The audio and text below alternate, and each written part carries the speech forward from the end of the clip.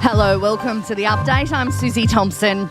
Fears the return of Australian wine exports to China won't solve problems of oversupply as the industry grapples with a wine glut.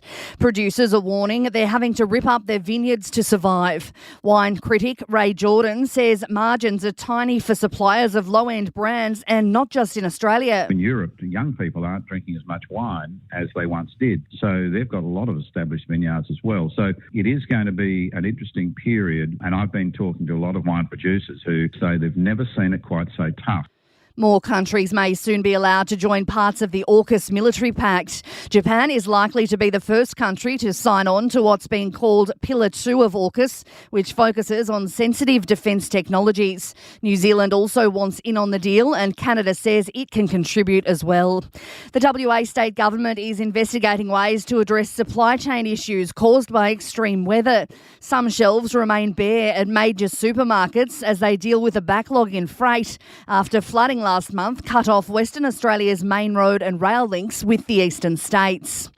A search is underway in Queensland's far north for a missing police officer. Scott Duff hasn't been seen since Monday in the Cairns suburb of Edmonton. The Tactical Crime Squad and SES volunteers are combing the area in the hopes of locating the 50-year-old father. A group of elderly Swiss women have won the first ever climate case in the European Court of Human Rights. The group, mostly aged in their 70s, have argued their age and gender make them especially vulnerable to heat waves. The ruling will now trickle down to influence the law in 46 countries, including Britain. And one lucky winner has scooped up the $50 million prize in last night's Oz Lotto draw. Hailing from the Sunshine State, they were the only Division 1 winner, making them the biggest winner so far in 2024. Sport and entertainment are next.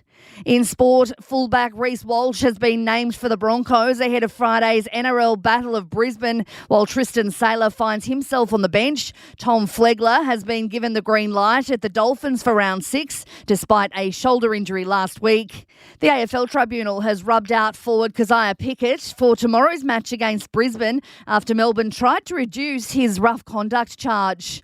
In entertainment news, Renee Zellweger is making a return to one of her most iconic roles. The two-time Oscar winner will star in Bridget Jones' Mad About the Boy alongside Hugh Grant. And singer Billie Eilish has announced her next album will be an eco-friendly release with records made of recycled vinyl and covers made of recycled cardboard. And that is the latest from the Nova podcast team. We'll see you later on for another update. I'm Susie Thompson.